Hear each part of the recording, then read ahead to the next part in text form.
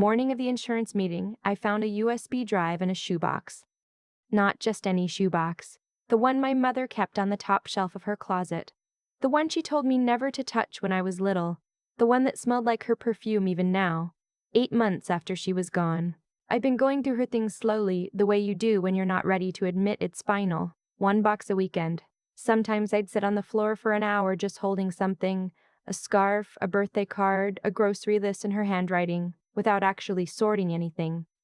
That Saturday, I finally got to the shoebox. There were photos on top. Underneath the photos, a folded letter. Underneath the letter, a small USB drive with a piece of masking tape on it. Written in my mother's careful cursive, for Megan. When the time is right. My name. My mother's handwriting. I held it in my palm for a long time. I didn't plug it in that morning. I had to get dressed, drive 40 minutes downtown, and sit in a conference room while my brother explained to a room full of strangers why he deserved half of an insurance policy he hadn't known existed until 3 weeks ago. I tucked the USB into my coat pocket and told myself I'd look at it later. My mother's name was Loretta, and she was the kind of woman who kept things. Not in a hoarding way. She was meticulous, organized, borderline obsessive about neatness, but she kept records. Every bill, every receipt, every warranty card for every appliance she'd ever owned. When my father left us, she was 34 years old, with 2 kids, a part-time job at a dental office, and no savings. She vowed she'd never be caught off guard again. She wasn't. My brother's name is Wesley, and he's 5 years older than me. When we were kids, Wesley was the one who got the new backpack at the start of school while I got his old one. Wesley was the one who got dropped off at college with a car. I took a bus. Wesley was the one who called Mom on holidays when he remembered, visited when it was convenient, and showed up at the hospital in month 7 of her illness. Not month 1, not month 2, but month 7, with flowers and an apology that she accepted because she was that kind of person. I was the one who quit my job. I want to be careful about how I say that because I'm not trying to make it sound noble. Quitting my job was terrifying. I was 29, working in accounts payable at a mid-sized logistics company in Columbus, Ohio. The pay was decent. The benefits were good. My manager liked me. And one Tuesday in November, I sat in a hospital parking lot after my mother's latest scan and understood, very clearly, that she did not have as much time as the optimistic doctors were suggesting. So I quit. I moved back into my childhood home. I became her caregiver. For 16 months, that was my life. Medications at 6 a.m. and 2 p.m. and 9 p.m. Appointments every 2 weeks, sometimes every week. Grocery runs calibrated around her new dietary restrictions. Insurance calls. God, the insurance calls. Hours on hold, transferred 5 times, explained the same thing to 6 different people. I learned words I never wanted to know. EOB, prior authorization, coordination of benefits. Wesley visited 4 times in 16 months. Each time he stayed for a weekend, each time he left with some item from the house. Mom's cast iron skillet, Dad's old watch, the painting from the hallway that he said he'd always loved. I didn't say anything. She was still alive, and she was happy when he visited, and that was enough. My mother died on a Wednesday in March. Peaceful, the hospice nurse said. Which is true, I think. She held my hand, and then she didn't need to anymore. Wesley arrived Thursday evening. By Friday morning, he was in her home office. I found him in there when I came downstairs at 7, still in the clothes I'd slept in, carrying 2 mugs of coffee because old habits. He was at her desk with her filing cabinet open. "What are you doing?" I said. "Just getting organized," he said. He didn't look up. I set one of the mugs down near him and took mine back upstairs. The next 3 months were a process I can only describe as bureaucratic grief. You're drowning in paperwork at the exact moment you have the least energy to swim. The will was straightforward. The house went to both of us, to be sold and split evenly. Her savings account had enough to cover the funeral plus a few thousand left over, also to be split. Her car, her jewelry, her personal belongings, standard language, divided equally.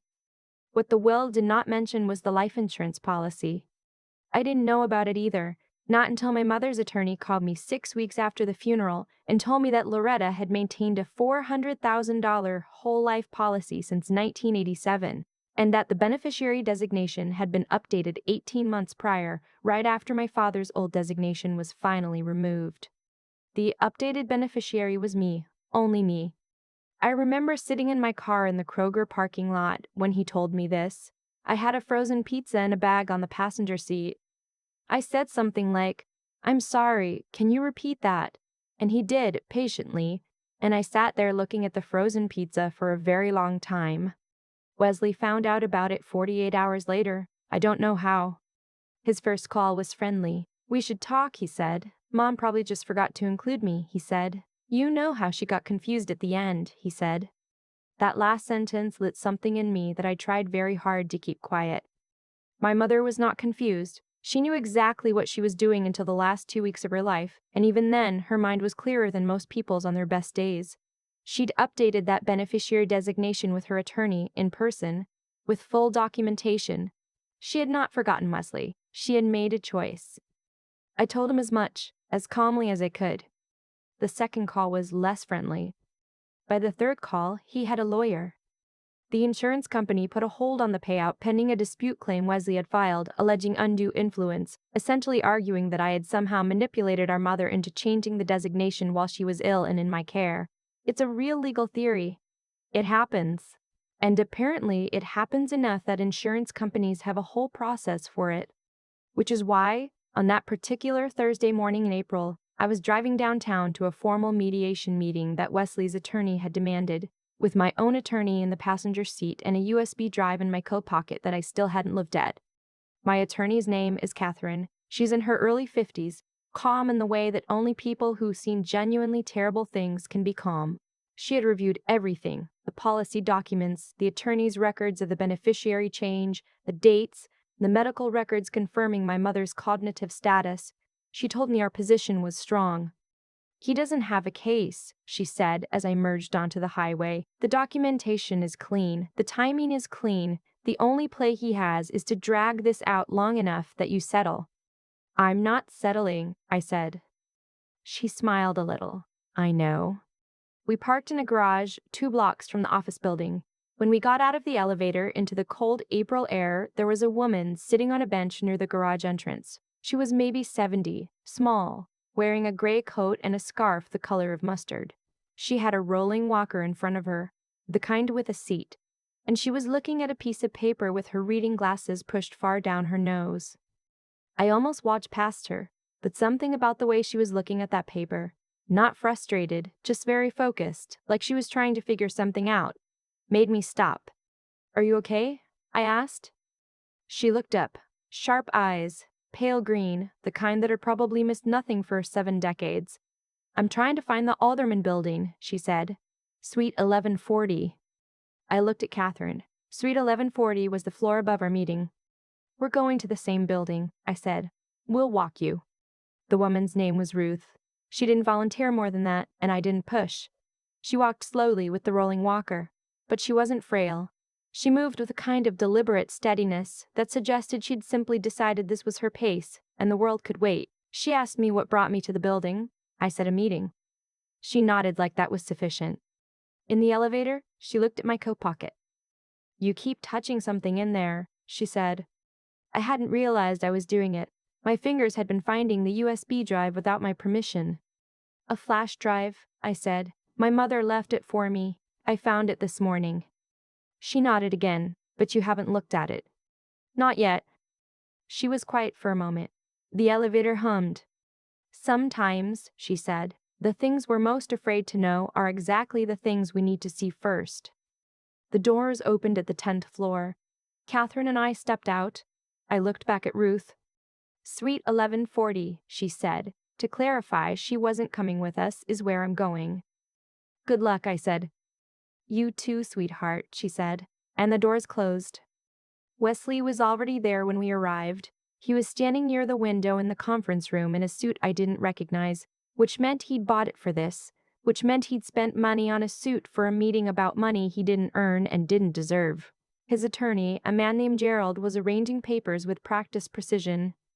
My brother looked at me when I walked in, and his expression did something complicated, not quite guilty, not quite sorry, something that wanted to be both, but had settled on neither. Megan, he said. Wesley, I said. We sat down across from each other. Gerald opened by laying out Wesley's position that our mother, in declining health, under significant stress, living alone with only one family member present, had been subject to conditions that may have compromised the integrity of her financial decisions. He was careful with the language. He never said manipulation. He let the implication do the work. I watched my brother while Gerald talked. He was looking at the table. At one point, he picked up his pen and set it back down. I had been sitting on my hands metaphorically for 6 weeks. I'd wanted to say things. I'd wanted to remind him that Mom called me when she needed someone at 3 a.m. I'd wanted to ask him where he was in December when she couldn't keep food down for 9 days. I'd wanted to tell him that the cast iron skillet he took, the one she'd had since before I was born, the one she taught me to make cornbread in, was not his to take. I'd kept all of it quiet. Catherine had advised patience. I was patient. Catherine responded to Gerald's opening with the documentation, timeline of the beneficiary change. 18 months ago, before the decline in my mother's health became significant, letter from my mother's primary physician at the time confirming her cognitive status, signed affidavit from her estate attorney, who had met with her privately to confirm the change was her own decision. Gerald had answers to all of it. The meeting went in circles. And then Catherine's phone buzzed. She glanced at it under the table, then back up at Gerald. I wonder, she said, setting her pen down, if we could take a 10-minute recess. In the hallway, Catherine showed me her phone. There was a message from our insurance contact, a name I didn't recognize, a title I did, Vice President of Claims Compliance. The message said that a Ruth Whitman had arrived at the building and was requesting to speak with the claims examiner before the mediation concluded. I looked up from the phone.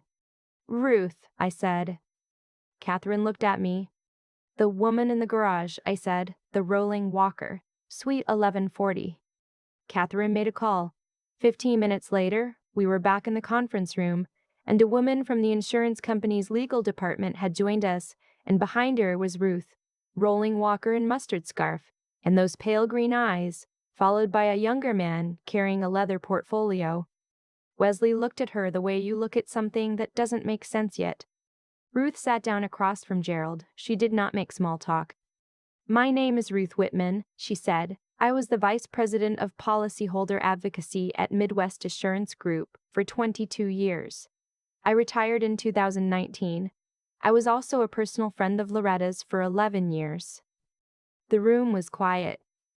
Loretta contacted me in the fall of 2 years ago, Ruth continued. She was concerned about what would happen to this policy if her wishes were contested after her death. She asked me to prepare a notarized statement documenting several conversations we'd had about her intentions, her relationship with both of her children, and the reasons for her beneficiary update. She opened the leather portfolio the young man had been carrying. Inside were documents, a lot of them. I have her handwritten letters, Ruth said, her voice memos, which she emailed to me for safekeeping, 3 notarized statements from myself and 2 other individuals who were present during relevant conversations, and a letter addressed to whoever might be sitting in a room like this one, explaining in her own words exactly what she decided and why. My throat did something unexpected. I pressed my hand flat on the table. Gerald leaned over and whispered something to Wesley. Wesley's face had gone very still. I want to tell you what was in my mother's letter, but I also want to be accurate about it, because it matters. She did not attack Wesley. She didn't call him selfish or absent or careless, even though anyone looking at the facts might use those words. She wrote about him the way you write about someone you love who has disappointed you in ways that are real and not entirely their fault, with sadness and with honesty and without cruelty. She wrote about me the way that made me have to leave the room for 5 minutes. She said that she had watched me give up my own life to sit with her in hers. She said she knew I would never ask for recognition, which is exactly why she was putting it in writing. She said the policy wasn't a reward, it was security. It was her making sure that the person who had held her hand through 16 months of fear and pain and indignity would not come out of it empty. She said, Megan has spent enough of her life catching what I drop. Let her keep something. I stood in the hallway outside the conference room and read that line 3 times. Then I went to the restroom and cried for about 90 seconds, washed my face and came back. When I returned, Gerald was conferring with Wesley in low, urgent tones. The insurance company's representative was reviewing Ruth's documentation with her colleague. Catherine was sitting perfectly still with the expression of someone who has won and is being gracious about it. Wesley looked up when I walked in. His jaw was tight. "I need a few minutes," he said. "Take your time," I said. He and Gerald went into the hallway. I could hear their voices, not the words, just the rhythm of it. Gerald's voice measured and professional. Wesley's voice rising and falling. They were gone for 9 minutes. When Wesley came back in, Gerald was not with him. He sat down across from me. Just us now, the insurance representative having stepped out as well. Ruth had settled into a chair near the window, quiet as furniture, like she had nowhere else to be. "I owe you an apology," Wesley said. I looked at him. "Not just for this," he said, "for all of it, the months, not being there." He looked at his hands. "She called me in January, from the hospital. I let it go to voicemail." I had not known that, but I was not surprised. "I told myself she'd be fine," he said. "I told myself there'd be more time. I told myself you had it handled." He paused. "Those were convenient things to tell myself." I didn't say anything for a moment, not because I was being cold, but because I genuinely didn't know what to say. The anger I'd carried for months had not disappeared, but it had shifted into something heavier and quieter, like it was waterlogged. "She loved you," I said finally. "She said that in the letter too." His eyes went red at the edges. He nodded, once, sharply, like he was trying to keep something inside. Gerald reappeared in the doorway. Wesley stood, straightened his jacket. "We're withdrawing the claim," he said. The paperwork took another hour. It always takes another hour. I sat at that conference table while documents got revised and initialed and signed, and the whole time I had the USB drive in my pocket, and every few minutes my fingers found it again. When it was finally done and we were standing in the elevator lobby, Ruth was beside me, waiting for the elevator going up. She was returning something to the insurance office upstairs. "You knew her well," I said. 11 years, Ruth said. "We met at a grief support group, actually. After her mother died, we were both new to it." I thought about my mother going to a grief support group. She had never mentioned it. Of course she hadn't. "She talked about you constantly," Ruth said. "Both of you. But you," she glanced at me with those pale green eyes. "You," she described as the one who showed up. She said that was the rarest thing in a person. The elevator arrived. Ruth stepped in. "She also told me about the USB drive," Ruth said as the doors began to close. "She said she recorded a message for you, said she couldn't put everything into a letter." The door shut. I stood in the lobby for a long moment. Then I walked out to the street, found a quiet bench near a planter of early tulips, took out my phone, and plugged in the USB drive with the adapter I hadn't known I'd need until Catherine's assistant had lent me one that morning. There was one file, a video file, dated 14 months ago. My mother was sitting in her bedroom at the small vanity table she'd had for 30 years. She looked thin, but alert. And she was wearing the blue cardigan she always wore when she was feeling okay. She looked directly at the camera with the matter-of-fact expression she used when she had something important to say and wasn't going to let sentiment slow her down. "Hi, baby," she said. "If you're watching this, it means the time was right.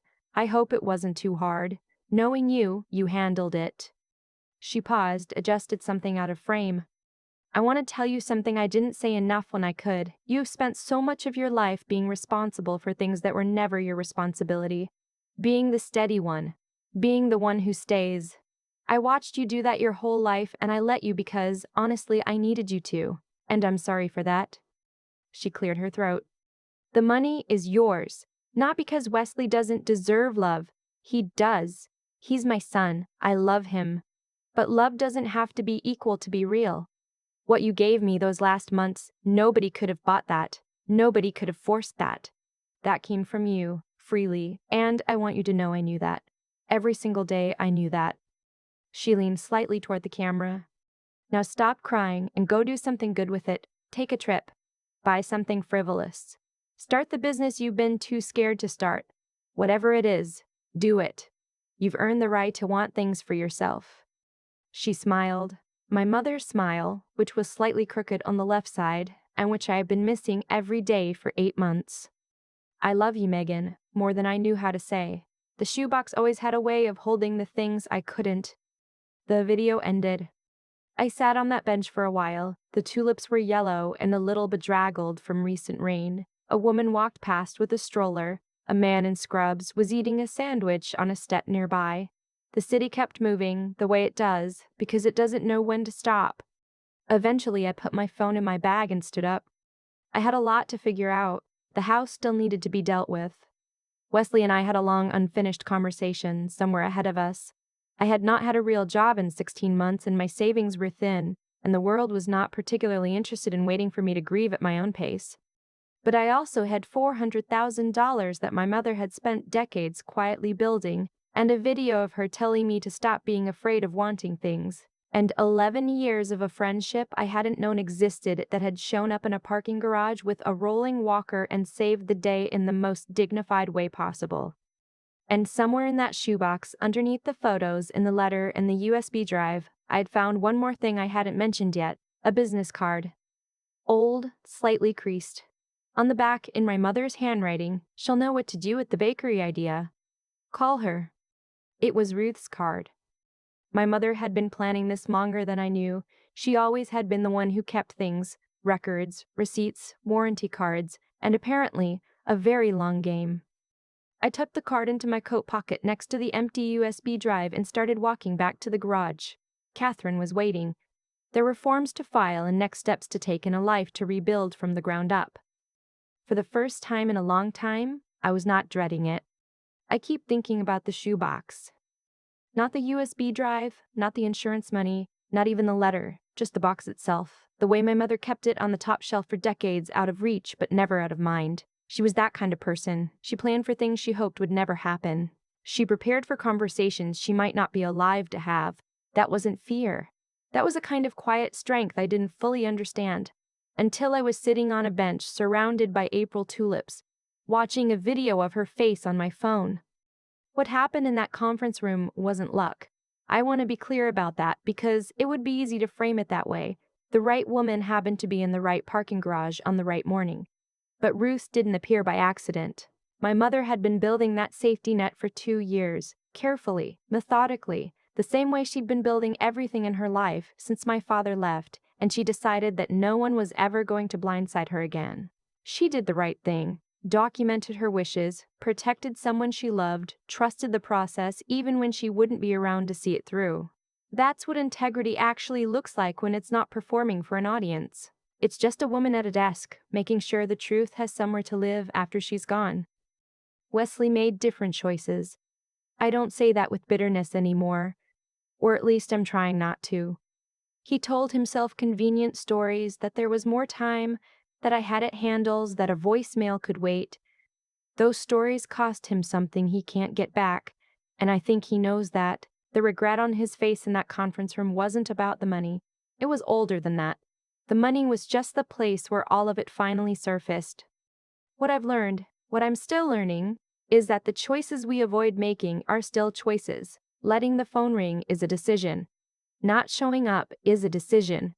And those decisions compound quietly over years until one day you're sitting across a table from someone who stayed and you have nothing to offer but an apology that arrives too late to change anything that mattered. I stayed because I loved her. But I also stayed because I'd built the kind of character, over 30 years of small decisions, that made staying feel like the only real option. Not heroic, just consistent. That consistency was invisible while it was happening. It only became visible in retrospect, in a letter, in a video, in a folder of notarized documents that a woman with a rolling walker carried into a room and set down without drama. Ruth once told my mother that the rarest thing in a person is the willingness to show up when it costs something. I think about that a lot, not as a compliment to myself. I'm too aware of every moment I fell short. Every day I was impatient or exhausted or resentful, but as a standard worth returning to. What does it cost you, and do you show up anyway? That's the question. That's always the question. The bakery idea my mother wrote on the back of Ruth's business card, I've started sketching it out. Nothing serious yet, just a notebook, some numbers, a few calls. But I'm not afraid of it the way I would have been 2 years ago or even 6 months ago. My mother told me to stop being afraid of wanting things for myself, and for once in my life, I'm trying to listen. She spent 16 months watching me take care of her. What I didn't realize until I watched that video was that the whole time, she was taking care of me too.